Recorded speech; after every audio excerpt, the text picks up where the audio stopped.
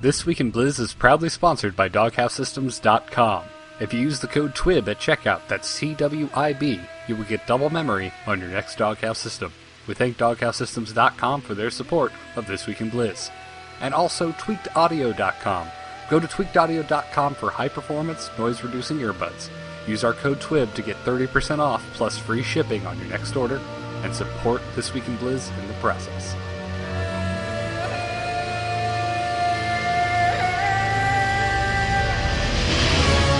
Armed and ready. Who wants some?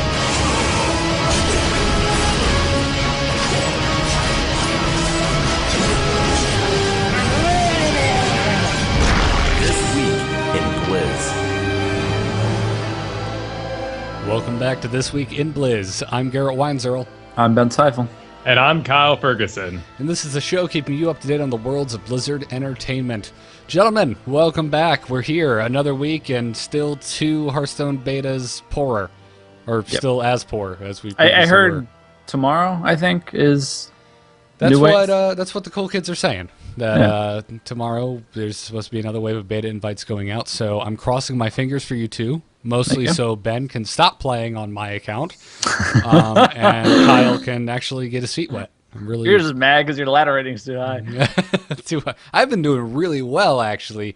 Last week we talked about Artosis' Shaman deck and the post he made on SC Dojo, kind of talking about the strategy behind that. And I made a very similar deck with a few alterations, mostly because I wasn't lucky enough to get the Alakir Thunderlord or whatever it is that he had. Which he even notes himself might actually be a bad card. No, well, he noted that everyone was telling him it's a bad card, and he's like, I don't know what all these crazy sons of bitches are talking about, because every time I get this on the board, it works. Right. So, I don't know. I was undefeated there for a little while. I won like 5 or 6 games in a row with that Shaman deck, and then one night I logged in, and I went up against this Warlock deck that just tore me apart. I had nothing to answer for anything he was throwing at me. And then got my ass handed to me. Okay, all right, let's go in again. Sure enough, I get the exact same guy playing the exact same deck a second time, and the exact same thing happened. Granted, he went second, I think, both times, so he got the extra card in the coin, which I still think needs to be balanced. But yeah, still, I've managed to win quite a few games going first, so I'm not completely... Yeah, I don't think it's as big a deal as we were making it out to be. Yeah. It still seems, I don't know, just the man. It feels like the fact that you can spend the coin at any time feels like a substantial advantage. What's this coin do? It gives you 1 extra mana for free. Yeah, like a one-time usage of 1 extra mana. So on turn 1, for instance, when it's your turn, you could actually play a 2-mana card. Or on turn 3, you could play a 4 mana. Or on turn and only 4, if you go second do you get that? Yes, right, which is what you get for going second, because your opponent can, theoretically a turn ahead of you, right? Yeah, you also get an extra card. Well, sure, yeah. The extra card is what makes it work in Magic, so I don't know why they feel... Well, I believe it's because Does the first player also draw a card? No. Well, you both. It seems to not always happen. No, am I crazy? It does always happen. Okay. It always if you go second, you always get an extra card. Then you get a 5th card on your draw on when turn 2 happens, or your turn happens. So, and no, player, if you go first, you get 3 cards. If you go second, you get 4 cards. You both draw. So then the person who goes first has 4 cards, and the person who goes second has 5 cards plus a mana coin. Right, because in Magic, I mean, both players draw 7 cards, and then the first player doesn't draw a card, and the second player draws a card, and so he has 8 cards to play from in his first turn, right? Exactly. So it equals out in Hearthstone because both players draw, but the second player still gets an extra card. Okay, so the person on the play also draws a card? Yes, he starts with 3, draws a 4th. If you go second, you start with 4, draw a 5th. That makes sense, I think. Yeah. This feels like a bigger advantage, though. Because, I mean, like, with the Magic system, you have usually around a 50% win rate, depending on where you're starting. In a faster format, it's better to be on the play. In a slow format, it's actually an advantage to be on the draw, to have the card advantage. But here, it's kind of, I don't know, they've made it more complicated. I think it's also a bigger impact because it's fewer cards in hand that you're starting off with anyway. So a Yes. single card is worth a lot more than 1 out of 7. Rather, it's 1 out of 3. Sure, mean- but every card is useful. There's no resources, so it seems odd they give you an extra resource. Really throws things off. Well, yeah, but it's kind of a tempo play, right? And it lets you do some really strange things. The other thing that it interacts with strangely is that it actually counts as a spell. So you can have a whole bunch of triggered abilities on a card, let's say, that says, if you cast a spell, deal 1 extra damage to your opponent, right? And when you play this coin, it gives you a mana, and it counts as the spell because it's a card that you've played out of your hand. And then it also it affects all those triggered abilities, and it's free. So if you build, you have a serious advantage in some cases. It's more than just one resource because of the way it synergizes with a lot of stuff. Right. For instance, I'm trying to remember the card that gives a target minion charge. But Right. whatever it is it costs like 2 mana. So I've got my Nosdormu, who's kind of my game ender, an 8/8 dragon that makes everyone's turns only last 15 seconds. Which is the funniest thing Yeah. ever. So since that's 9 mana, and whatever the card is that gives something charge is 2 mana, I can never get him out and give him charge unless I went second and held on to that coin for the whole game. Then I get to turn 10 and I throw down a Nosdormu and I hit him with charge and I can swing for 8 right away. Right. It lets you manipulate the cap, the mana cap as well. Right. It just feels like a serious advantage because there's a lot of tricky, cute plays you can do with it too. Isn't there something like a bunch of cards that will draw you a card if you play a spell? Yes, a ton of them. So right, exactly. So you have 2 of those guys out on the board, and then you play your spell, and then you play your mana thing. So you're drawing 2 cards, then 4 cards, and then you play your 3rd spell with your mana thing, and then all of a sudden you've drawn 6 cards in a single turn. Yep, it's craziness. And card advantage is huge magic. It's really important, it seems, in Hearthstone. Right. It's one of the most underrated important resources, I think. Right. In advantage any CCG like this. Yeah, if you're new to card games, card advantage means you have more cards than your opponent in hand, not on the board. Right. You basically have more potential plays to make, and you'll run out of steam way less fast. So, let's say you've both survived your initial openings, and then you get into the later game, and both of you have played out most of your hand. If you have something that'll, you can play a card and you get 2 back for it, you get to draw 2 new cards, all of a sudden you have a serious advantage on your opponent who's only holding 1 in hand, let's say. Yeah. Now, Kyle, I had a question I wanted to open up today's conversation with before we got into the proper Hearthstone news for you, which was, are you looking at all this Hearthstone stuff, and are you already being your kind of role play crazy mad scientist self and thinking, okay, I'm never going to play that hero, and this is the hero I'm going to play, and it's going to be this theme deck? You know what?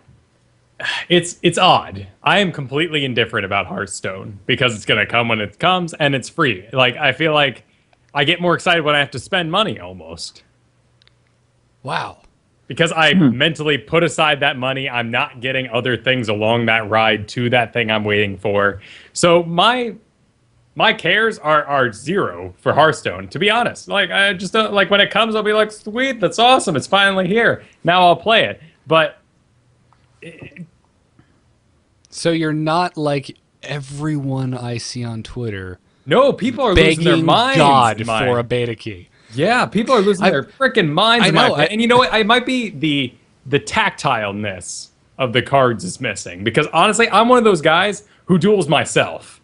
10 o'clock at night, right before bed, just calming down, winding down, get out 2 of my favorite decks. I have 2 decks that I always go up against. I got a story I made up between the 2. Of course you did. And they have at each other, and it's a good time. All right. Okay. Yeah. I guess, and that's I get it. I absolutely get what you're saying because I have a little bit of that too. I've gotten to get my hands on it and I've gotten to play it, and so I really enjoy the act of playing it. But you're right in the sense of it's too it's too much disparate information, right? You understand. Obviously, there's a bunch of cards, and some of them are going to be 5/5 for 5 mana, but it doesn't really mean anything, right? It's not like you're looking at a screenshot or a sweet video, or it's not going to be this immersive experience. It's going to be sort of a time killer, right? And I get it. usually I'll look up that kind of stuff all the time, but for this I'm not at all. Like peripherally aware of a lot of the stuff. I've played a little bit of it, but I'm not going out of my way to find out. Are they tweaking this one card because it feels a little too OP? Because frankly, I don't know. I don't have any real context for it. That's a good point. I'm Well, so and surprised though, because I'm sitting here and this is like my new favorite game. I blew $40 picking up Saints Row 4, and I barely touched it because of Hearthstone. It's taken all of my gaming time. Don't get me wrong. It's absurdly fun to play. Like, it's a deeply satisfying experience, but Kyle's right in the sense it doesn't build hype. Right? Well, the hype is built. Like, there is a lot going on. Like the Penny Arcade art, yeah, they're posting all about it, and everyone's getting going. Yeah. For me personally, I mean, and I like what they've done with it. I like a lot of the different things. At heart, I'm also a Magic player. Part of me is a little bit disappointed that it's not Magic. Like, I don't know. Everything I do in it is like, this isn't like it is in Magic, which is a terrible, terrible thing to be doing, right? I mean, like, that's an awful comparison to make because it's not trying to be necessarily in some cases, and so it's.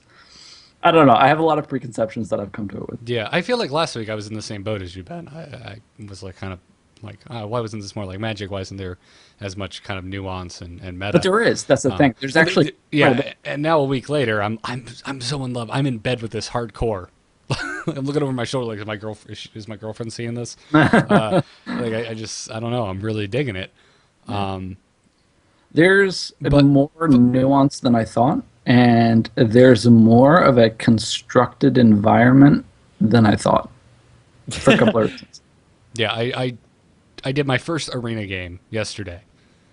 So I constructed my first arena deck yesterday, and man, what a like make you sweat experience that was for me, because I have no idea. So like, you go, for those of you, if you don't have a beta or if you have not tried the arena, you go in and you get a choice of three random heroes. You can only pick one of three, and in my case it was like Druid, Rogue, or Warrior. And I had the most experience with the Warrior deck of those three, so I was like, okay, I'll go with the Warrior. And then it's just you just get three random cards, and you get pick one of the three random until you fill out a 30-card deck. Yeah, this is Hearthstone answer to drafting. Exactly. Right?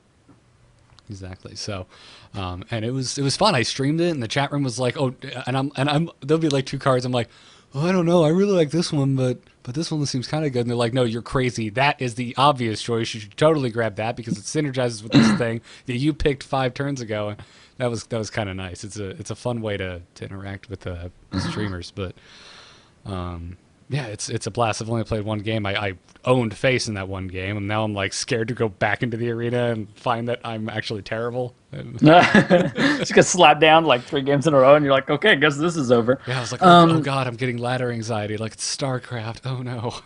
But it's 150 gold, right? Yes, 150 gold. Right, so which is $2. way cheaper than I originally thought it was. It's substantially cheaper. So this is kind of a like repeatable thing. Plus, no matter how badly you do, you get a booster pack every time. Yeah, and you can, if you do your daily quest, you can make that in almost 3 days. Right, so you could be doing a draft every 3 days. Mm-hmm. And if you're playing 9 games or an arena, like, every day. Well, if you go undefeated is what Garrett's saying, right? Well, yeah. Well, not even undefeated. You could lose 2 games and still win That's full true. Sorry. 9. But yeah. As long as you win 9, you get the maximum prize. Yeah. So it's substantially simpler than a Magic draft would be. I mean, you're only picking between 3 cards at a given choice, and you're not sharing the card pool with anybody else. It's just a random selection of them. I believe they're equal rarities to make it more of an interesting choice. Mm-hmm. You're not getting like a legendary and like 2 crappy commons where you're like, I wonder. Right, it's almost more balanced, and that's definitely by design. So that, I mean, in a Magic draft, you have to play your tournament right then and there. You're locked in for the next 3 hours. Have fun. Whereas with Hearthstone, you can play your maximum of 9 games, minimum of 3, whenever you want. I played 1. You got on and was like, hey, let's play Dota. So I jumped in and played Dota with you. And my other, hopefully, 8 games are sitting there waiting for me. Yep. Whenever I want to do them, because you're just thrown into a pool of arena players. Yeah. But you remove the whole nuance of I'm passing this card to another player who's definitely playing that, and they will be I'm cutting this type of card, and therefore I will get passed more of those cards later. There's no strategizing it. You just pick the best card and go, right? Which is kind of nice because it's a substantially lower stress thing. Oh, and the other thing is it's not timed at all. You can take all the time in the world you want. You can look up every single card that you want and be like, what did the comments say, like on the database entry, right? Yeah, exactly. So it's and honestly, for the vibe that they have going, the overall feel of Hearthstone, I love the arena. Yeah, it's not how like they planned it out. I wouldn't want to. I'd be with the way the arena is currently set up. I am very inclined to arena as much as humanly possible. Whereas if I knew I had to sit down and play it at most 9 games in a marathon setting, I would hardly ever do it. Oh yeah, no, me neither. I totally get what you're saying, and it's achieving that really well. It's taking that concept of the limited environment, and it's making it super accessible, which I like, and frankly, it's dirt cheap. Yep, which is great. Anyways, we should get into proper official Hearthstone news. Let's do that right now.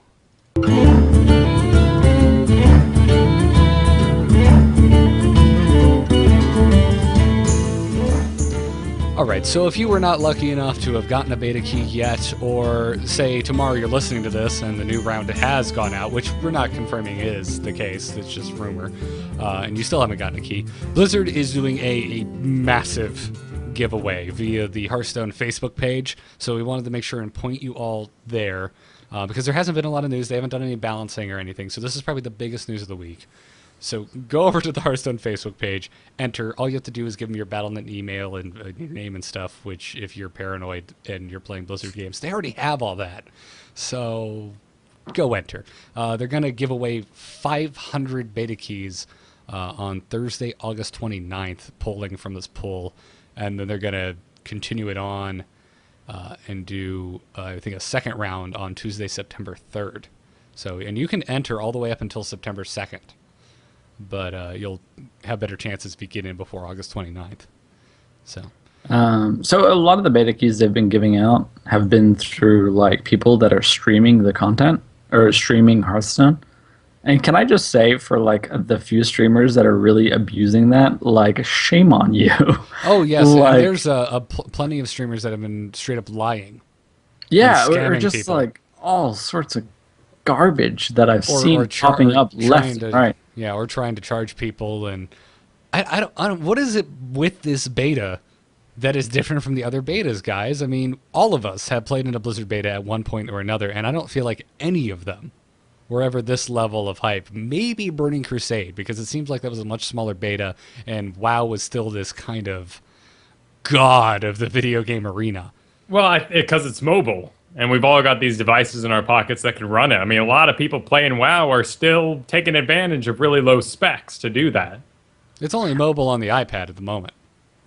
The other thing, too, is that it's super accessible. Like, like you can have somebody like Artosis pop into it and play it. You know what I mean? There's enough deep strategy there that you can do that. It's got enough theme for the WoW players to be like, oh, yeah, I know this, right? Leroy Jenkins, yeah. Right, but I want that card, by the way. Yeah, I know. But it's not a super deep. It's not like, oh, here's a beta for WoW. Have fun, right? Also, the other thing you have to take into account is like, I guess StarCraft is a lot less like this, but something like Diablo or WoW, like you're building characters. You're investing a ton of time into achieving specific goals that will stay with you forever. And when that gets wiped out, you're like, oh, great. What have I got? Whereas something like Hearthstone is incredibly transient. The ladder only lasts for a week before it's reset. Yep. Right? People can dive in, and it's no big deal. Like, it's super accessible, and they can go, oh, whatever, I don't feel like playing this week. It's not like, oh, crap, I'll be dropping out of Grandmasters, and I can no longer, like, compete at a competitive level, and, like, you can just... Yeah, and they have the unrank option, which I love to death. For whatever reason, I'm so much more inclined to use them than, say, StarCraft. Probably because the stress of learning a new build in StarCraft is just, for me, just exponentially more involved than putting together a new class deck for the first time in Hearthstone and just be like, okay, I'm just going to go into some unranked games and just see how this works out. The other thing about it too is there's a level of RNG to it that's quite comforting. Yes, yeah, exactly. You go into a game of StarCraft and it's a zero-sum game. Like, if you lose, it is entirely your fault because you played bad and you should feel bad, right? Like, it's not, oh, I got unlucky, right? It's like, oh, you didn't scout properly. Why didn't you scout that properly? No, Whereas here, it's like, oh, I drew poorly. Roll of the dice. It's not my fault that I lost. Whereas if you win, you're like, fist pump. Yeah, I'm awesome. I'm so good at this game. Right now, Kyle's sitting there just like, yeah, you wusses. This is what I'm talking about. Gotta try. Oh no, of course you do. But like, it's a little bit of like, even if you watch pro Magic players, like, sometimes they just get unlucky. Like, that happens, right? Oh man, 7 land. Yes. Yeah. Done. So stoked. I have to say, speaking of which, like, speaking of 7 land, the mulligan system in this is really cool. Oh, were you just like, I don't like that card, I don't like that card, and I don't like that card, and just replace them. yeah, just replace them randomly, and then you're out of luck. You basically, the methodology for it is just replace whatever's your, like, most expensive cards. Pretty much, yeah. Yeah. I on more than one occasion have been like, get rid of that card, and then pull the other one of that exact same card out of my deck. I'm just But at least you have a shot, you know what I mean? Like, you can be like, you know what, I need some earlier, like, cheaper cost drops that I can just get rid of this, like, 9-drop that I'm probably never going to play anyway. Yeah, exactly. I can't tell you how many times on my Shaman deck, I've replaced, like, an 8-drop for the Stormforged Axe, and I just do a little fist bump because that's, like, my whole early game is based around that weapon. Yep. So it's good. It's elegant. And then in other news this week, a guy by the name of James from Curse posted a video documenting his 9-win arena run with his Paladin deck, which I enjoyed. It's 10 minutes. He condenses it all and talks a lot about the arena, kind of what we were doing at the top of the show, but a little more in depth, talking about the arena system and his personal strategy going into building this Paladin deck, which has honestly been probably my favorite thing, short of playing Hearthstone itself, has been these people showing up now talking strategy with the cards, because those first 2 days I was just like, I don't understand the meta. And now people are wrapping their heads around it and metas are forming, and it's really interesting to be on the ground floor of a competitive game that just didn't exist a week ago. Yeah, and what I quite like that I didn't understand earlier on was the crafting system. Have you played any more with that? I think I made like 1 card for my Shaman deck. Right, but you've figured out how it works in the sense of yeah, you disenchant cards for dust. You use dust to create other cards, and right. So there's a serious potential for a constructed environment that doesn't involve buying cards for hundreds of dollars. Yeah, which is huge because theoretically you can get every single card that you would need for a given deck, right? Mm-hmm.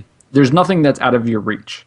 Whereas you play something like Magic and you try and play paper Magic at a real competitive level, you're dropping in Standard, which is probably the cheapest format, you're dropping like $800 on a deck, right? Which is just like crazy.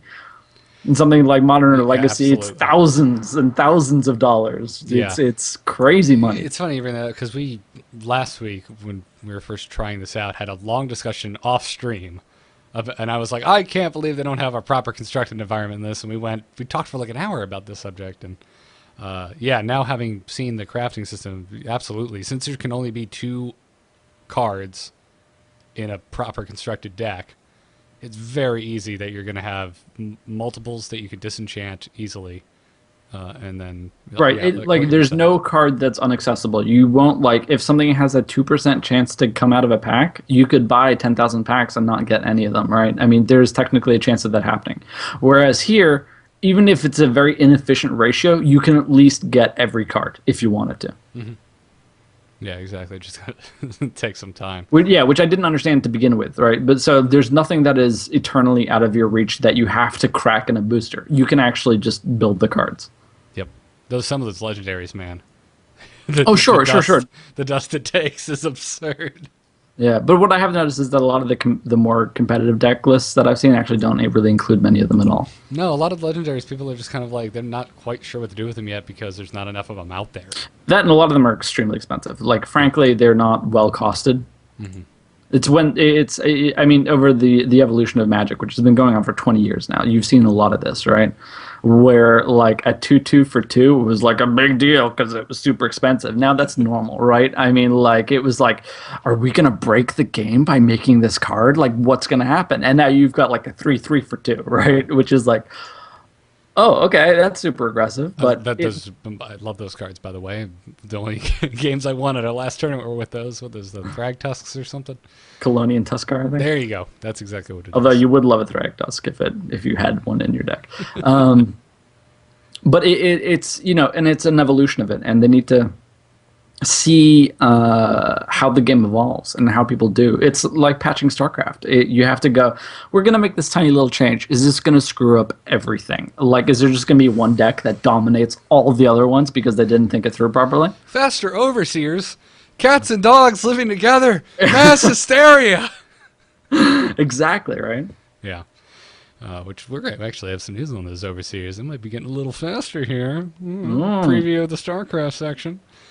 But yeah, go check out this video from Curse about this Paladin Arena deck. We got links to all this stuff in the show notes. Just head on over to thisweekinblizz.com. Yeah, it's good stuff. I'm really digging Hearthstone strategy talk. And tomorrow, Blizzard, if you're listening, send Kyle a key. Because his lack of enthusiasm is disturbing. I find disturbing. To me, it sounds like you guys are strategizing about making paper mache alone in a dark room. Just because you have no point of reference? I have the point of reference, but, like, it's just... there's no it's gravity. A little bit like what I imagine having a stroke is like. It's kind of like, yeah, I know some of those words, but they don't mean anything, right? It's kind of like... Well, and How did you connect those 2 points, Ben?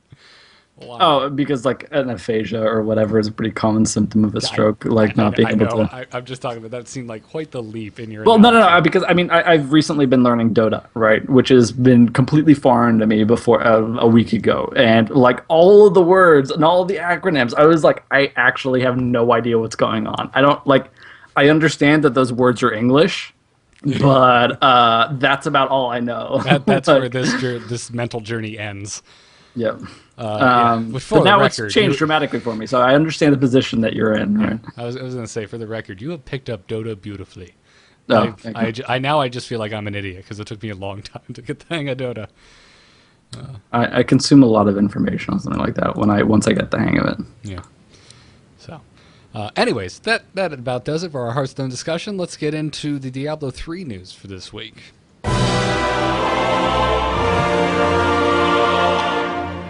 More information just keeps pouring out about Diablo 3's new expansion that was just announced last week, Reaper of Souls.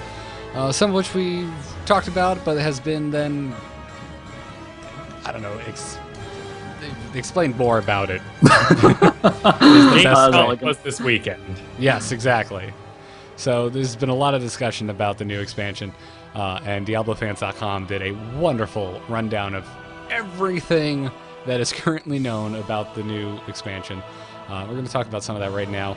Specifically, first up, the new act that we're getting. Reaper Souls will have a new story, but it will only take place over the course of one additional act. They said in terms of size or length that it is closest to Act 2 from Diablo 3. I don't care. Act 2, same size as Act 3 maybe. Just don't say Act 2. It's going to be just like the desert level. Thanks, guys. Yeah, that is my least favorite act. There will probably be bees everywhere. I hope you're prepared. Or wasps, bees I guess, right? Launch bees, yeah. Yeah. Wasps that launch bees that apparently have tiny controlled nuclear explosions inside them. Yes. I remember the first time walking out to those wasps and like, oh, it's little green pellets. How much could those hurt? Oh my god, I'm dead. Yeah. Yeah. So that's fun. I knew reading this little tidbit, I'm like, Kyle is gonna cry about this when this gets mentioned on the show tonight. That's not going to be any good. The desert, it's just bad. Let's never go back to the desert ever again. I love all the other zones. New Tristram, Personally, awesome. I like the desert. I'm just saying it. Putting it out there. I absolutely hate it. Apparently, you also like being whipped in private. I didn't know that. I didn't need to know it. But hey, learn something new about Ben every day. Yeah. Granted, actually, the very, very like highest difficulty desert is not a pleasant thing. But like lore wise, I quite enjoyed it. All right, I'll give you that. We've got a new city called the Survivors Enclave. Cool. As previously mentioned, the majority of the act will be happening in West March, but there are other areas, they said, including the Pandemonium Fortress, Zakharum Cathedral, the Moldering Waterway, some old storehouses. I love how that just doesn't sound epic compared to everything else they listed, and the Wolf Gate.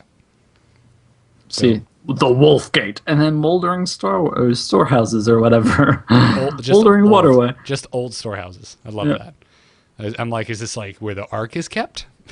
Like that kind of storehouse? Yes. No, that'd just be wonderful. So these are clearly the major zones involved. Yes. We can compare it to like from here to, from Tristram to the beginning of the cathedral, then the cathedral to the Skeleton King, and then that kind of thing is what I'm imagining this as. Yeah, exactly. And I have a feeling there's probably a few other areas that you're just not going to tell us because it'd be spoiler city. Yep. If we knew we were going to X, Y, and Z area. Right, which they say there are more not yet unannounced parts of the act. So yeah, which I would hope so. Yep. I hope that's the case. They said to expect all of the exterior parts of the new act to be fully randomized, just like most of the dungeon crawling and trying to find the dungeons, as a matter of fact, was in the rest of Diablo 3. Cool. Yeah. They spoke a little on the subject of it being much darker than the rest of Diablo 3. They said you quite literally have to wade through a knee-deep carpet of pale, rotting corpses in order to pursue your next objective. They said when you walk through, the sounds are truly wrenching, and the ambience of it is enough to make even Mad King Leoric wish he'd thought to decorate similarly. So they're clearly. I guess they played the most recent Tomb Raider, is what I'm taking away from this. That's cringeworthy stuff. Oh, we talked about that. Yeah, Kyle went right home and decorated his house with severed corpses. Sure, and then I played Dead Space this whole weekend, so Bits of rebar poking out everywhere, right? I've got some ideas for my place. I bet you can't wait for Halloween to get here. Some sort of eye drilling machine, Yeah, why not? Why not? Right. It was the Humble Bundle had Dead Space 3, which is the co-op version. So we both got that this weekend, and everyone said, Dead Space 3 doesn't do anything new. Who gives a crap? Like, now you can be scared with a friend. It's great. That was the only thing that saved Resident Evil 5 for me. I was like, wow, this game is terrible, but hey, I get to blow brains out of people with a buddy. Sure. I had a lot of fun in Resident Evil 5 until it was like, enjoying your game? By the way, you should have played every single other one. And I'm like, who the hell are you? Who are you people? Get out of my game. I was having a good time. That's a series that They really did that? I don't know. I just like Wesker showed up, and I'm like, well, I always thought you were a dumb villain, and I still think you're a dumb villain, so this really does nothing for me. Hey, you stopped being cool 13 years ago. I've got sunglasses and slick black blonde hair. Yeah. I'm the guy from the Geico commercials. It is that guy. Really? Yeah. Oh, wow. That's... No, not like just the guy who goes, Geico. 30 minutes. Okay. Oh, all right. He has a very soothing voice. Evilly soothing. For a terrible character in a video game. Anyways. I'm excited. What I really want, though, is I just want to knock someone Dragon Ball Z style through a wall here. So please, Blizzard, Make that happen. I want to see hundreds of bodies. I want to swing a sword and have those bodies like tidal wave. I have no doubt they will. It'll be majestic. You'll be able to cleave in place, and I'm sure they'll flap that way and fly that way. It'll be like when physics first got added to StarCraft 2, and it blew our minds. Yeah, right. Watch that medevac tumble. I was enjoying in the WCS finals all the Mutalisk corpses, because you just see just the two body just go rolling across the ground. Yeah. And there was a lot of them. Oh, indeed it was. We'll talk about that in a minute. I love how we just like have to talk about StarCraft in every single segment. One of the new features coming in Reaper of Souls that we didn't talk about last week was the Nephilim Trials, which is apparently a part of a new adventure-type game mode, which also includes the loot runs, which we talked about last week, bounties, which I have no idea what those are, and exploration, still clueless. But apparently Nephilim Trials are portals located around the world. They are challenge-based. Monsters come in waves in increasing difficulty. Oh, yes. Horde mode. Yep. Finally. Horde mode. Bigger efficiency, bigger rewards in the forms of resplendent chests. Sweet. Yeah, and we're not talking about well-endowed female angels. We're talking about chests that you can open up and there's swords inside of. I assumed my light giggle would be enough, but I'm glad you spelled it out. Really, you know. Drive that home. I don't know. Right when Diablo 3 came out, I saw a joke like, why are men obsessed with chests? And it's like, because they're full of legendaries. I'm like, I get it. Except they not. Good lord, are they not? I love the idea of Ben making it with a girl for the first time and being disappointed. Oh, no, I meant the chests in the game. Well, it does happen. Very though. few legendaries, but... Yes. It does happen. I mean, with the man, you unpackage everything, and, like, you can have an expectation of what you're going to run into. Yeah. But I don't know, resplendent chests, like, that's not always... it could be fake. It could be weird, point in different directions. Yeah, right. Wow. Okay, this has gone too far. Lore-wise, they said that these are meant to be trials that the Nephilim made for each other to test their skills. Okay. So that's interesting. It sounds like a horde mode, which I want and I'm excited for. And please, bring it the hell on. I'm gonna get in there with my my Crusader and swing away with my my flail. See, now what I want is a dungeon creation mode where you get to make one for your fellow Nephilim.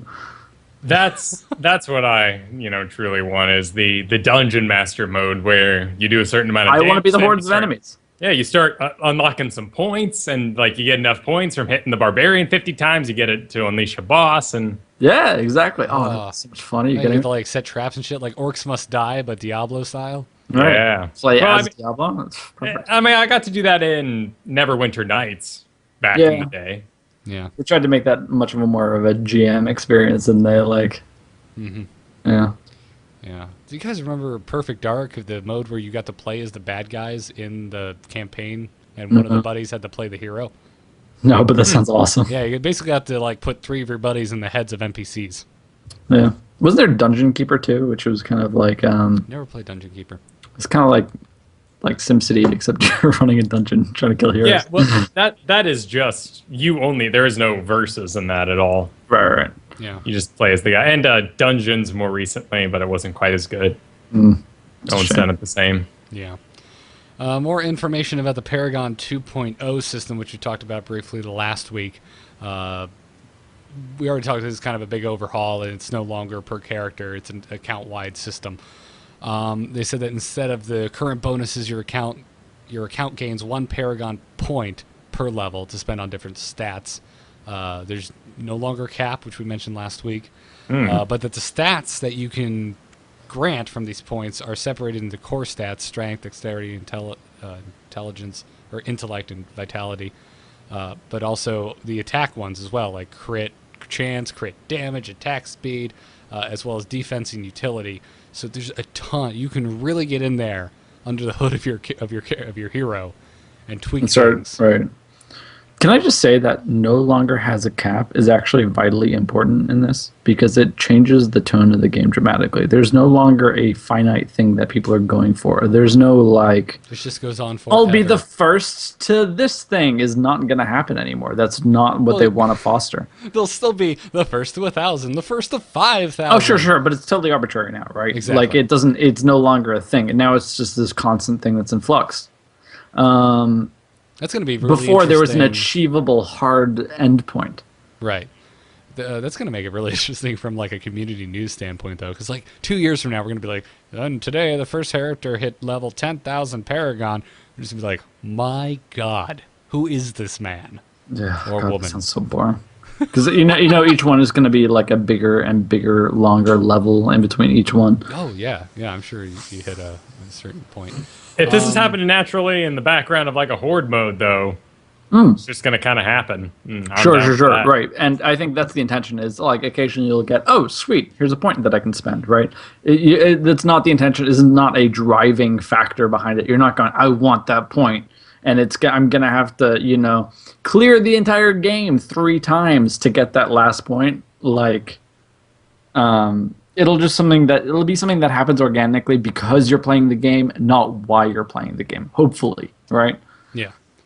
It'll be just a nice little reward on top. Probably the most important thing mentioned here, other than the fact that these points are in a shared pool and you can use them on any of your characters, is that each character gets their own points to spend. Though I feel like we said that just like you did last week, and I thought, oh, that's kind of lame. I get 1 point. I have to choose who it goes to.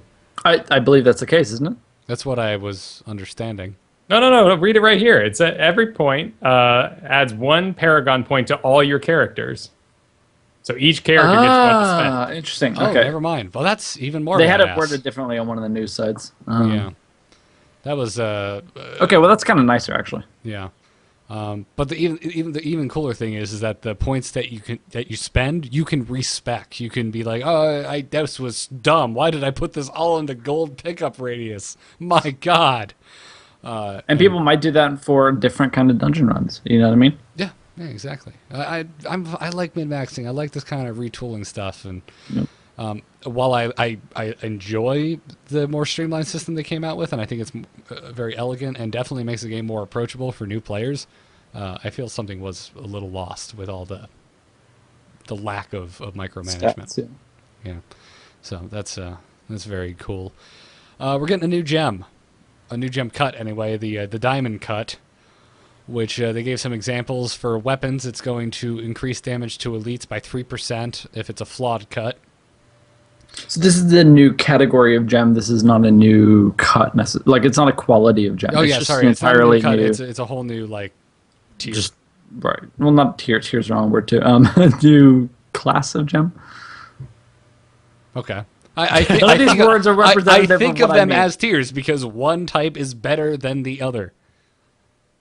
But that's not what this is. This is like you know how you get like a ruby or like a whatever. Like this is what this is. No, exactly. And rubies are better than whatever's below a ruby. I'm not arguing semantics. No. But they just have different stats on them. Like think about it as like this is like different colored gems in WoW. Oh, Some I'm of them- sorry. I'm sorry. Okay.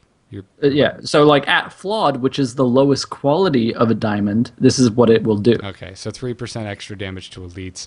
If you put it in a helm, it's 11% reduced cooldown of skills on a flawed cut.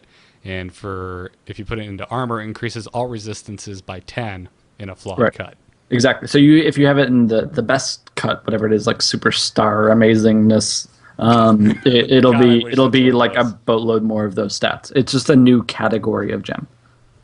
Yeah. Quality of life changes. They said the toughness is a new stat displayed in the inventory that so far seems to show the effective hit points, similar to tank points, which is used in the WoW community, of the character. So you got another stat to play around with, or look at anyway. Just for people who don't know, effective health is kind of a concept of like these are my different multitude of defensive stats, and combined, here's like a number that I came up with that is representative of that, and then you can compare it to like different tanks, or you can compare it within the same thing, like different like point ratios and stuff. It's just a way of parsing all these different stats together. Right. Multiple different stats all affect a health pool, for example. Like item level. To an extent, little right? bit, but item level is like a big catch-all. It's just everything. Right, but it's a more sophisticated example of it, for instance, and it comes specifically to survivability, right? Mm-hmm. So your effective health might be higher because you have actually more health, or it might be higher because you take less damage, for instance. Mm-hmm. And this is a way for them to calculate it out. Yeah. I love having Ben on for those very reasons. You are so good at explaining that stuff. But it'll be a value you compare to your friends, and you go, I have 11 effective health, right? And they'll be like, ha, that's all? I've got 20, right? And that'll be a good point of comparison, rather than here's my 18 different stats that affect my survivability. Right, two What characters do you have? could have the exact same hit points, and it wouldn't matter because one might have more mitigation Right, than and- the other. Also, between classes now, this makes a lot more sense. It'll be a value that is cross-class, theoretically. Right. Nephilim Valor now stacks from very early levels. It has been confirmed for 30 and beyond. That's cool. Yeah. They said there will probably be 1 or 2 character slots added, which is, I hope so, since we're getting a new hero Yeah, class. kind of have to there. Yeah. Followers now have side quests in Act 5. So apparently we're going to meet the scoundrel's brother. Awesome. I wonder if he's even more scoundrelly or if he's some kind of like, 4-button suit wearing businessman. The banking scoundrel. Yeah. Every new boss you kill has a guaranteed legendary item drop. Mind blown. I'm really stoked about this because that was the big letdown for me was getting into Diablo 3 and just being like, Oh, well, look, 2 blues and a yellow. yeah, I should be excited to down that boss, and I just wasn't, man. When it was more effective to just kill the trash than it was to kill bosses, they made a big mistake. Yeah. Some final tidbits. Beta should begin this year, according to Blizzard. So this game could be coming out first quarter next year, if that's the case, at the earliest. I imagine summer next year. Yeah. I mean, beta this year could mean like the week of the new year, so could be probably a 3-month beta period. You never know. They said that the expansion will not come at the same time for all platforms. I believe that. I mean, the console version just came out. I'm curious how they're going to handle the expansion for that. Is it just going to be DLC, or are you going to be able to like go out and get a disc? They're probably both. They're usually pretty good about making it accessible to people. And then they said just keep an eye out. There will be new features announced before and during BlizzCon. So keep getting excited. I'm stoked. This is all looks. I haven't seen anything where I'm just like, why are they doing this? This seems dumb. Yeah. Everything's just like, woo, awesome. Get it in the game now. Let's go. Well, a lot of this stuff is. I don't think any of this will make me keep playing it after I'm done with it, if that makes sense. I'm not gonna keep farming my Paragon levels. Like, I will have a blast playing this because it'll be a great gameplay experience. Yeah. But I'm not gonna farm it indefinitely, trying to get better and better and better items, right? Well, yeah, because Hearthstone's out now, so I'm Right. busy. Gotta get my Alakir Got things to do, man. Gotta Yeah. get it. So anyways, you can, of course, head on over to DiabloFans.com to see even more about this information we just talked about, or we've got a link in the show notes over on thisweekinblizz.com. Let's talk some World of Warcraft.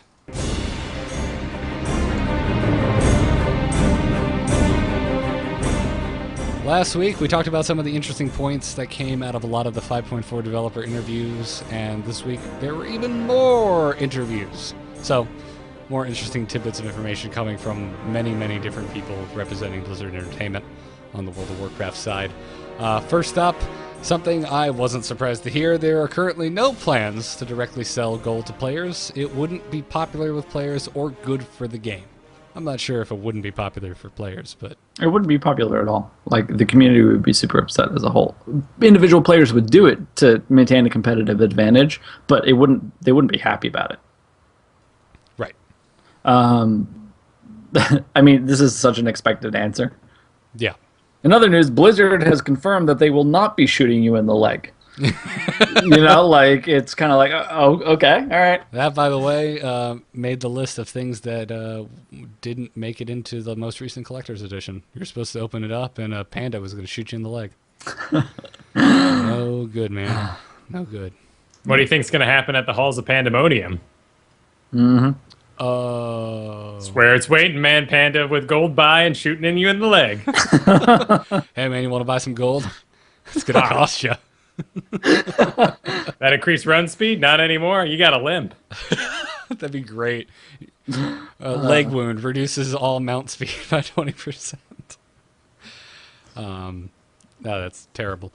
They said that the expansion ends on a high note for the Alliance, and that the full story has not yet been told, which I hope it wouldn't. Well, we're kind of going to trash a capital here. Can't expect everything to go back to normal for the Horde. Do you think we just like finish out the Horde while we're at it? Just genocide?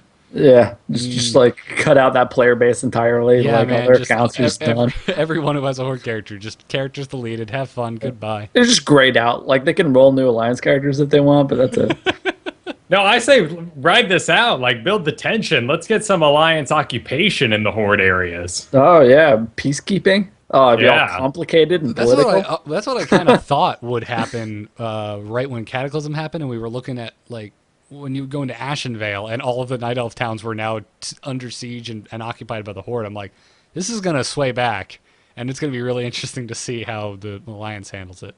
It's interesting that they mentioned it being a high point for the alliance and not the Horde. That's like there's very few, like of all the different things that I thought could happen in this storyline, like the way I would have described any of them is not as a high point for the alliance. So I'm really curious what they do with this. Really, because I don't know if you're looking at the Horde, I think it would absolutely be a low point. I mean, it's not like Germany was in a great place after Hitler was No. overthrown. But I mean, there's huge potential for redemption, right? And the Yes. new Horde, and Vol'jin at the head of that new Horde, and like a better thing, right? They've gotten rid of Garrosh, and the alliance is just kind of along for the ride. Like I didn't think about anything that would like. Of course they're there because they're a major threat, and they'll take care of that major threat. But nobody's real happy about it. I mean, they blew up Theramore, and that's about it. Whereas maybe it's we the appoint- Horde that has this big internal struggle, right? Maybe a human like takes over the Horde or something, dude. Yeah. Or they go, oh, it was all just a dream. Theramore's still there. Whole expansion was a dream. Psych, you're back in Cataclysm. Enjoy, bitches. Yeah. Just Dragon Soul, anyone? click unsub. Done. All right, moving on. It It said, rewinds you, like gets rid of all your loot. yeah. They said that one of the mistakes made when doing a pass of abilities in Mists of Pandaria was removing very situational or fun abilities. For example, Eyes of the Beast doesn't take up a keybind or important action bar slot, but it is something that players miss now. Absolutely. Correct. I love screwing with people with my pet, just following people around with my tiger or something. Right, and that's just such a flavor thing. You know what I mean? Like, that's not... Like, they just took flavor out. Like, it didn't streamline anything. Nobody was playing with it anyway. Yeah, you're not using it in raids, but it was damn fun just to screw around in. I'm sure Kyle's just like, yes, you better have learned your lesson, Blizzard. I want my weird, not quite useful for anything moves back. Yep. I still have mind vision. That's true. You do still There have was- mind views, Actually, right? do you? Yeah, no, I still got mind vision. Okay, Now, good. now it was you were in an instance with me too, and I was like, I'll just hit mind soothe here, and what the hell? Where's my mind soothe? You guys, what's going on? Stop the run. Stop. Where's my Stop mind everything. suit? Stop. Unplug the server. Shut down everything. I need to. Yeah, I abort. need to. Escape. Contact a GM, and we are not moving a step until I hear from Blizzard. This is not okay. Gotta pull over this raid. Yeah. They said that players often ask for new abilities so that they are on par with other classes. For example, Paladins got a kick-like interrupt that they didn't have a few expansions ago. But maybe every class doesn't need an interrupt to disarm silence. But I love my interrupt. I love it. Right, but what they're saying is everybody who doesn't have one right now is going, I need one of those too, and that's probably not the case. Yeah, I actually kind of... I love that my Paladin has a silence now. It was kind of rough when they didn't. Or an interrupt anyway. But yeah, the specialty of every class, I feel, is kind of gone now. Especially from the early days. I mean, Do you really feel that way? yes. You didn't play in BC, dude. No, but like this, the specialty between classes, you feel like is gone? There was a time where, like, you couldn't run if you didn't have a hunter to CC stuff. And I found that interesting. Oh, I see what you mean. You're talking about, okay, yeah. Like, you well, needed it's part of specific that. classes to achieve certain goals. Yeah, part of that is the promotion of 10-mans. they have to do that. Otherwise, you're not running your 10-man, Right. and you're gonna have a bad time. Like I think it's a necessary change. I understand a little bit of what you're saying, and I still feel that certain classes specialize in certain things more than others. Right. We've had There's this certain discussion classes just on that the lend subject them- of the priest, for example. Exactly. I mean, certain classes lend themselves extremely well to certain things. Right. I'm not saying like go back to the old days where you needed to have like one of everything. I just mean maybe not everyone has to have every utility spell. Oh yeah, and I agree completely. But I also don't feel like that's the case. Okay. I agree with Blizzard's point. I guess it's just the end of that discussion. They said that every time a level cap is raised in WoW, that the devs feel like players are owed some new spells. It wouldn't be any fun to go 5 levels without adding new spells, and Yeah. would agree with that entirely. Yeah. You're damn right. What's the point? Why even change the level cap then? Might as well keep it the same. You make me go to 100 and you don't give me something for getting there. Nope. We need to have a talk, Blizz. I mean, that'd be interesting. They could, in theory, just gate content through story. Like, you still have to quest through the zone before you can raid and just not have a level up. Oh god, that would be awful. Why? Because of all the difference? alts that you're going, you know what? Maybe I'm just gonna dungeon on this guy because he's a healer and I want to Okay. learn how to heal. And All then right, you go, all right. oh, just kidding, I can't do anything. The second you said that, I was like, nope, I am wrong. Okay. Moving on. They said that it's important for players to feel like their actions matter in raids, not that they are just cogs in a machine. At the same time, you can push this idea too far when a single individual can wipe the raid or the fight. This requires every person to master an individual check. A good example of this is Heroic Dark Animus or Thaddeus. Ideally, a raid leader could choose the stronger players in the raid to handle the responsibility of the individual dependent mechanics. That's an excellent point. Yeah. Hell, even You know- Genrock has a bit of that. To jump back a quick second about what you could do to make it not give any new abilities, but make it fun to level. Did you, Garrett? I'm just gonna ignore you here for a second. Ben, did you play Oblivion, Elder Scroll? Not really. Okay. Anyway, well, once you unlocked the Mage Tower, you got to hang out in there as a wizard. You could make your own spells. And what would yeah? be real cool is if instead of making my macros, you actually like go to a book and you're like, I want to combine this and this and this, and it goes wing, new item looking thing, and now you have this new ability that did exactly what your macro did, but you've combined 2 buffs. Fascinating. That'd be interesting. That'd be kind of interesting from a lore perspective to sort of like integrate or like introduce macros to newer players, like the fact that you can do these different things. Yeah, well, and I make names for them too. Like if I want my inner focus to go off when I mind blast, I call it like Mind blast focus blast. That's kind of cool. But I mean, I think one of the ways they've handled this with like to give you new spells is just make them like really utility spells. Like they're not a core part of your rotation. Like about half the classes now, their max level spell is not something that you burn on cooldown, right? No. Most of them are like, oh, this is like a weird situational thing, but I guess it's good. So I think that there's a lot of room for new spells, like stuff like Mind Vision. Like put more of that in the game. Like I don't mind. Yeah. Vision. Could be things that aren't 100% necessarily like raid worthy, but just fun flavor stuff.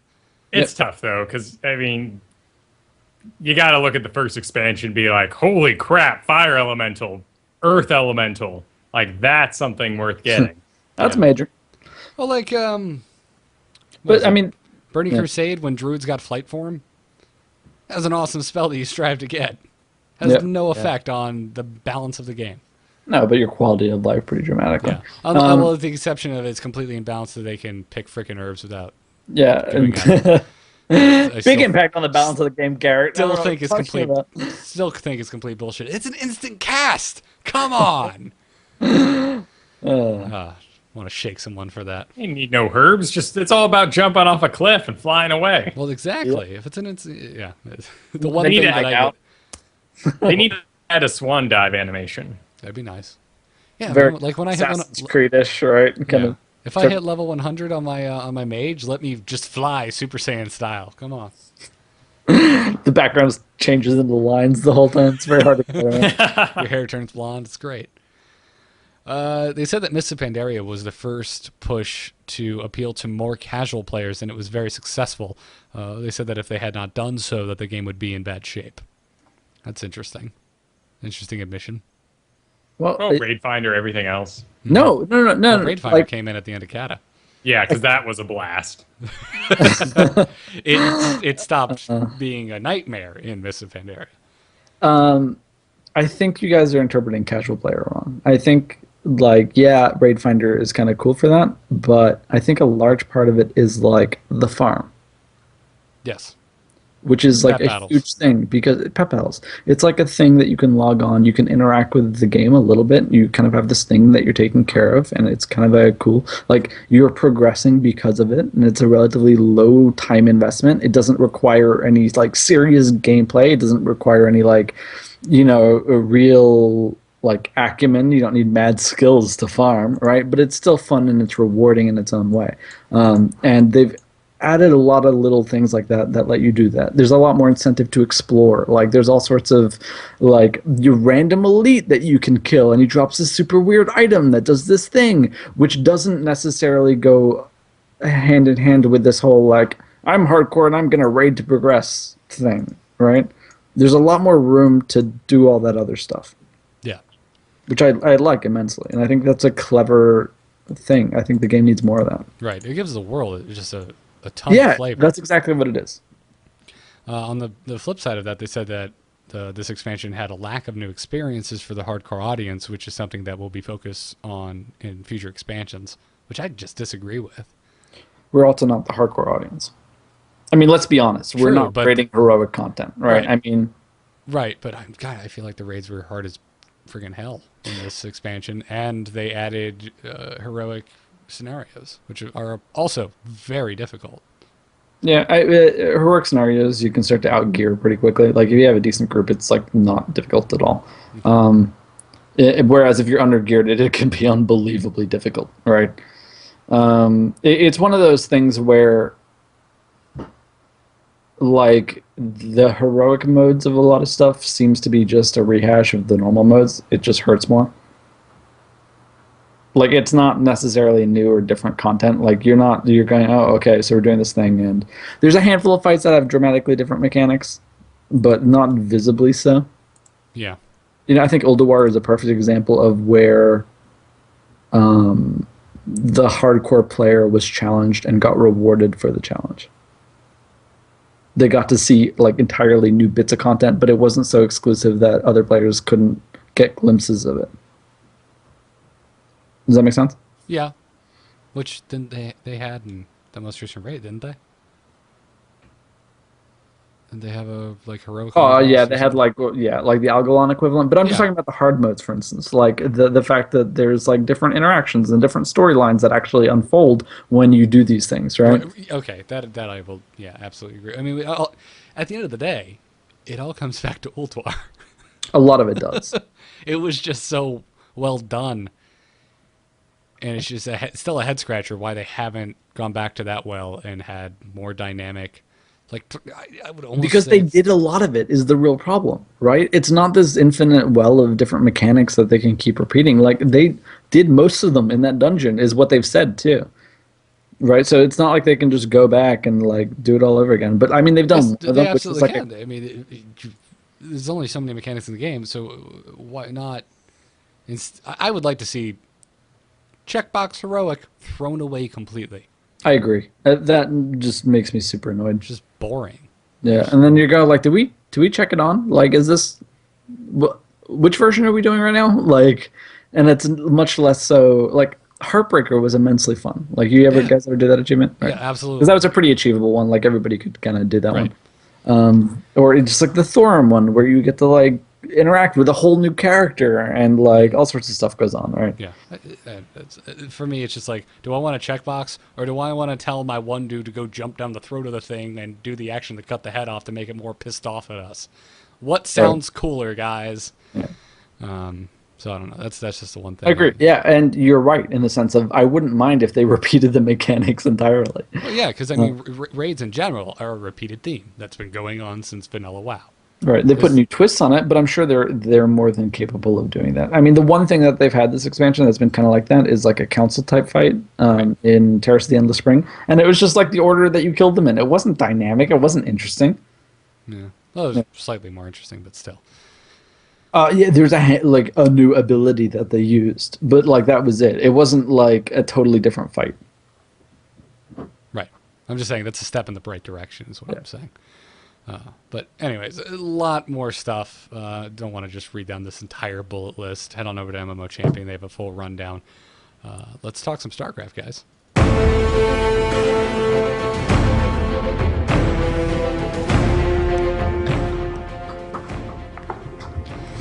The WCS Season 2 Finals happened this weekend, guys. We have a new champion. So spoiler alert, run away now if you haven't caught up. Bomber. 4-0 J-Dong, man. Yeah. Yeah. I mean, let's be clear. Bomber played really well, right? Kyle's, sounds exactly like my opinion of these finals. J-Dong. J-Dong, man, you let me down. What was that? That was like... I was tripping at the finish line. That was just like fell flat on his face at the finish line. That was like, are you kidding? Like, it's like he'd never played a Terran before. It was like, what's going on? I don't know. Yeah, they weren't pretty. There were some phenomenal games in these finals, starting at the round of 16, moving through. The grand finals was not one of them. Flop. Yeah. But that's one of the fundamental issues with the group system. Yeah. Is it can be a great ride, and two people who haven't met each other along the way have horrible chemistry when you get to the final date. Yeah, and frankly, it can just be fluke, too. Like, it might have been a really, really slim margin on a lot of these things where it just kind of didn't work out for J-Dong, and, like, in a ladder match, like, that can happen. You can go on a losing streak, and, like, maybe the same thing happened here. Like, it's difficult to tell. Mm-hmm. And let's be clear, not to take anything away from Bomber. He played like a god. Like...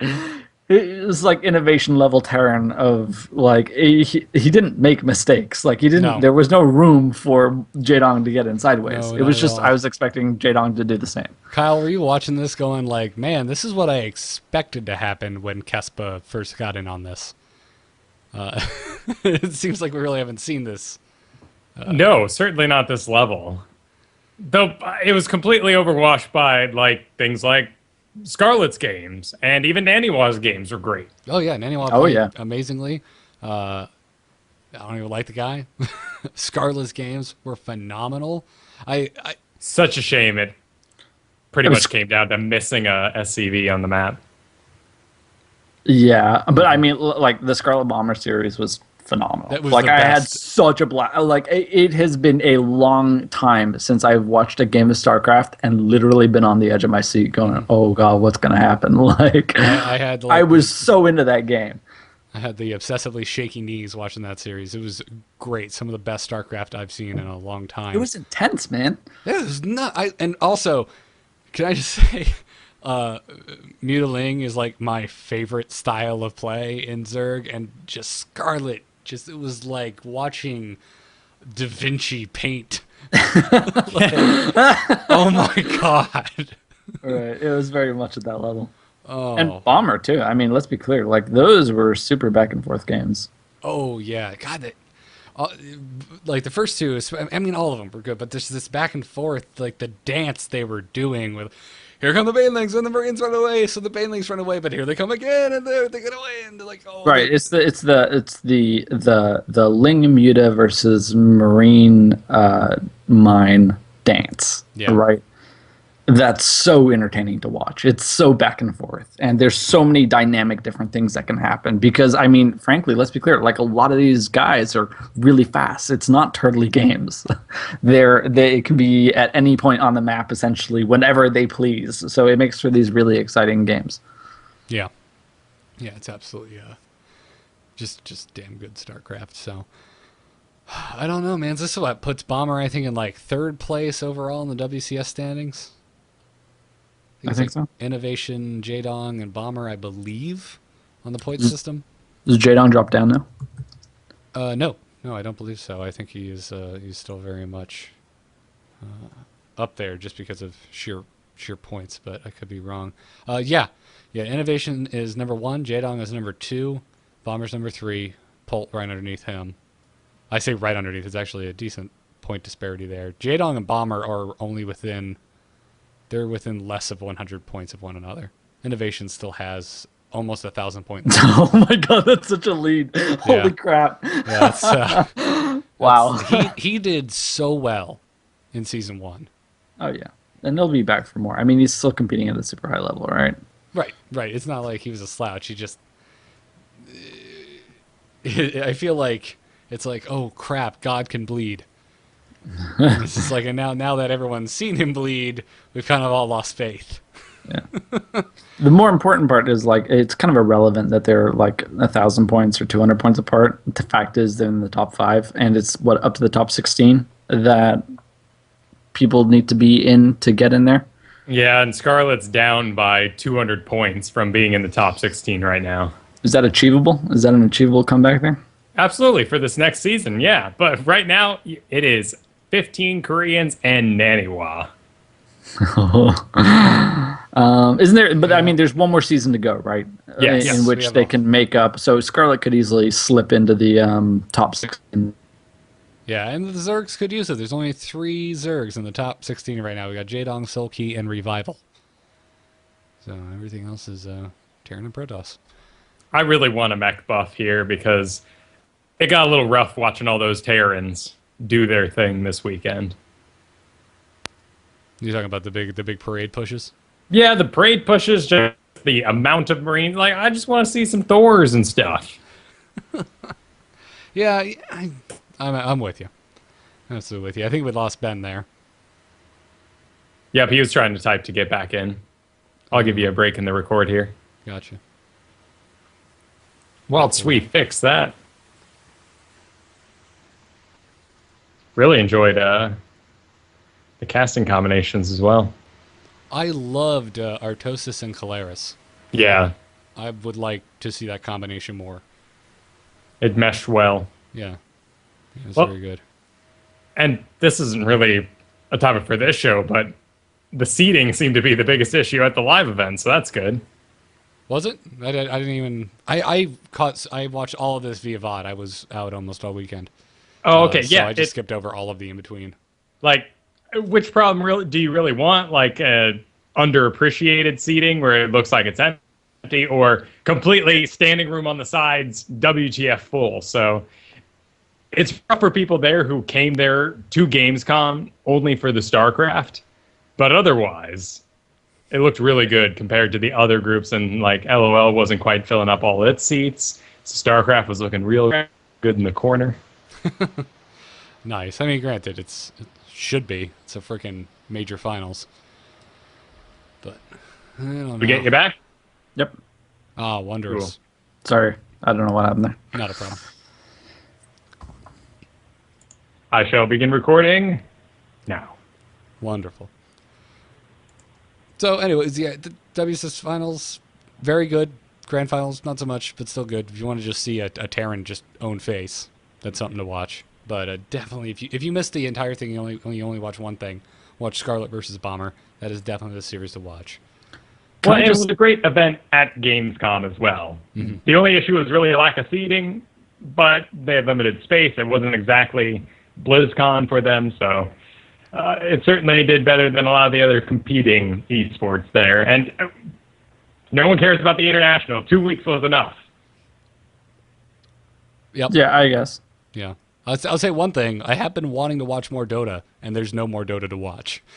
Well, I guess I'll just have to play it. Yeah, but Yeah. how much I mean, you're going to participate in, like, Fantasy Dota next year. They have their ways. True. oh yeah, completely. Well, I have to say the production quality this time around beat the crap out of their previous Chinese fiasco. That was Oh, that's because ESL put it on, and ESL does damn fine work. right, and they did an excellent job. And it was it was a well-run thing. It was a pleasure to watch. Yep. Good stuff. Kyle was saying off while we lost you that he really enjoyed the casting combinations we got. And I was saying that I thought Caleris and Artosis is a combo I want to see more of. Yeah, they were excellent. They're great. They're the ones I saw most of, and then I guess Apollo and Artosis too. Mm-hmm. I have to say, Artosis is just straight up my favorite caster by far. Like it's Artosis and random hobo Joe off the street. No. Don't get me wrong. Like Tasteless Artosis is still by far the best combo out there, but Artosis has such a nice balance of technical analysis to. There's no time where I go, oh wow, this guy doesn't understand the game he's casting ever. Like he's always like full of like great insights into like the thing. Like, he sees a blip on the minimap and he's like, oh, that's clearly a dark shrine going up. I'm like, he nailed it. Like totally got it. Like I would. Yep. Like, it would never have occurred to me, and that's what I like so much about watching them. Right, and he has a level of excitement, too, that a lot of analytical casters don't have. Oh, yeah, completely. Like my biggest issue with the StarCraft League right now, which is the new American League we have, is just it's casted from replays, so you don't have the live environment, but the casters just don't seem excited. It's amazing what a difference. Like, I'm happy to watch VODs. It's really weird. Right, because I'm super happy watching VODs. Like I watch most of my StarCraft as VODs. Oh, right. But the fact that it's they're doing it live is so much more exciting than the fact that I'm like whether I'm watching it live is almost irrelevant to me. Yeah. Well, and for us, we really prefer the Korean competition, so we really don't have a choice. Right. That's part of it. Especially when we all started watching, it was pretty much like GOM TV or nothing. But I mean, for instance, like the Scarlet game that we were talking about like a few minutes ago. Like, I mean, I watched that live, but I didn't. I actually thought about it afterwards. I went, did that really make a big difference to me? The fact that I watched it live, not really. Yeah, I know. I was watching it on my lunch today, and I was ready to throw my leftover chicken across the room with excitement. It was great. But anyways, yeah, go check them out if you missed it. Go to Spoiler Free SC on Reddit. Has links to every single VOD. And multiple options if you want to watch it on Twitch or you want to watch it on YouTube. It's great. My favorite subreddit by far. David Kim gave us a brief update on the balance test map that's currently going on. He said that we still believe TVZ late game is tough for Zerg right now, but we'd like to approach the fix in steps, then going in with big jumps that might potentially break other things. See what I mean? Jaedong took one for the team. Yeah. He was like, Zerg clearly not working. All right, guys. And David Kim said, screw you, Ben. You try my job for a day. And continued on to say, therefore, we'll be looking to push out the Overseer's speed buff change, continue testing additional changes on the balance test map as needed, and we'll see how the Overseer's speed buff change affects the game before making another call. Another popular area you guys bring up these days is that we agree with is making mech more viable. We will continue testing the mech upgrades change or other changes if needed in order to really figure out what the best direction for mech is. Thank you, and please look forward to a balanced patch soon with the following change, which is the pneumatized carapace upgrade for Overseers, or now increases Overseer movement speed from 1.88 to 3.375. It previously was only to 2.75. So the only thing making it to the live game from this balance test map is the Overseer speed buff. Once again, the combined Terran upgrades doesn't see the light of day. Damn. Yeah. Not like it's needed. It's odd. I mean, what do you even do to promote mech? You have this synergy with Widow Mines, Medevacs, and Marines that allows you to get all the buildings you need along the way. Right. So, honestly, if you were to do one thing to fix mech right now, you would take Widow Mines, put it in the barracks for some weird reason, and then give mech something that's completely different. I don't know. Well, I mean, you kind of have a point, right? I mean, like, constant Widow Mine production is kind of like a staple of TVZ right now, right? I mean, a few of the Bomber games, we saw you pumped out a bunch of tanks, too, which was kind of interesting to watch, because I hadn't seen that in a while. But, your factory time is kind of tied up in making Widow Mines. Like, it's a little bit like Robo, you know what I mean? You have to pick and choose what you're making with them. Yeah. Yeah, and I feel like the Widow Mine has almost completely replaced the Thor because we used to see Thors a lot in TVZ to combat Mutalisks, but now Widowmines are so damn good against Mutalisks. Well, Why I make mean, the Thor? why would you? They're cheaper, they're faster, and they're more surprising. Exactly. Stealth Thor. You can Yeah, sneak basically, attack in right? broad daylight. So it's interesting. I don't know. I think the Thor needs a buff or something. I'm not sure. No, but it's not even the Thor, right? It's tanks functionally. When people talk about mech, that's what they're talking about. No, I still see tanks being used. Yeah, but not in the same way that it was previously. You're not seeing tank Hellion, right? It shouldn't be. I mean, the game's going to change when new units are added. I'm not saying it should be used the same, and the units are being used. Right, but what sort of like you're seeing what tank Marine? I'm seeing, yeah, especially against Banelings. The Terrans that are doing it right still have siege tanks out. That's debatable, but like what they're talking about is truly mech. They're talking about no bio units is what they're talking about. They're talking about a playstyle that's very different. I mean, you'll see it, like, I don't really think you see it anymore, but Wings of Liberty TVT, that's mech. Mm-hmm. Right, where you see, like, Siege Tank versus Siege Tank with a lot of Vikings and, like, Hellions eating hits. Like, that's what they're talking about. Right. And we're talking 40 Siege Tanks, not 3. Okay. I think that's what they're My getting point at. still stands that the Thor is dead. Like, I don't disagree, but I don't think it's a core component of mech. I would like it to be. Oh, yeah, in no, the so would I. game, it should have a use. Yeah. So I don't know. So, anyways, interesting. I'm glad they're thinking about it. I hope they figure something out. Yeah, me too, because I quite enjoyed those games, like watching them. Yeah, and enjoy your faster overseers. I know I will. I'm looking forward to that. They're gonna be. Is this? Have you played with this, Con? The Faster Overseer? Yeah, books. Yeah, books. Big noticeable difference. Certainly with Mutas versus Widowmines, because they're there. If you lose them, you probably got another one in 5 seconds. Yeah, because I watched a lot of like. Yeah, I certainly see now like how they can easily be picked off in a retreat with mutas. Yeah. Yep. Yeah. Yep. So since I heard about that, like I started paying attention in games, and you go, wow, there's a lot of vulnerability there. Like you can really see how that could happen. Oh yeah, yeah. Especially those Scarlet Bomber games, man. Yeah. She was losing overseers right and left. So, anyways, that does it. That brings us to the end. If you want to weigh in, what do you guys think, listeners? Lend me your thoughts. What do you think about Mac? What do you think Blizzard could do to make it better? Email us at thisweekinblizz@gmail.com. As we end the show, as always, This Week in Blizz is a production of amove.tv. Make sure you head on over there and bookmark amove TV. You can see more about This Week in Blizz over at thisweekinblizz.com. Our emails, as I just mentioned, is thisweekinblizz@gmail.com.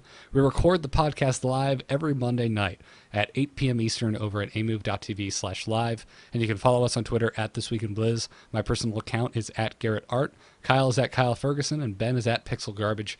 And you can go to nomoonart.com. That's no moon, as in that's no moon, art.com for my graphic design work. If you need a freelance designer, check it out. Kyle, where can people find you? You can also find me at Biggest Fan Podcast, where we followed the fad that's driving me mad. And this week, I'm being driven mad by Simon Pegg. I have not seen the new movie yet. I'm doing that tomorrow night. Jelly. I've heard amazing things about it, apparently. Apparently, it's quite good. Yeah. Yeah, I'm excited for it. And tonight, I'll be finishing up Hot Fuzz. Nice. Good stuff. Very good stuff. Though it seems like the end just came out, so I don't. Can we be done with post-apocalyptia? Like, I feel like we've made this journey through zombies now. Post-apocalyptic comedy movies. Yeah, like we had comedy zombie movies, but now we're just doing apocalyptic zombie. Like, I just want some robots to take over the world again. Like, dinosaurs, man. I want dinosaurs. Sure, why not? Like, dude, in The World's End, it is robots. Okay, then. That's nice. Not to spoil your movie tonight, but if you had watched one trailer, you'd know it's robots. Is it really? They're like androids Oh. with like glowing blue eye face stuff. I'm just saying, there's more that wants to kill me than the living dead. Yeah, That's an excellent point. Yep. Everyone just go read The Walking Dead and ignore everything else. Read it. It's very good. Don't forget to check out our sponsors, doghousesystems.com and tweakedaudio.com. Our code is TWIB, T-W-I-B. And that code gets you double memory on your next Doghouse Systems gaming rig from 4 to 8 gigs or 8 gigs to 16, free of charge, and directly supports us every time that code is used. And that same code gets you 30% off and free shipping of your entire order of noise-reducing earbuds from tweakedaudio.com. And we thank them for their support. We will see you all next week with, I'm sure, even more Hearthstone chatter at the top of the show while Kyle sits there all curmudgeonly because he doesn't have a beta yet. For episode 69 of This Week in Blizz. Until then, have a good one. You smug ass. Have a good night.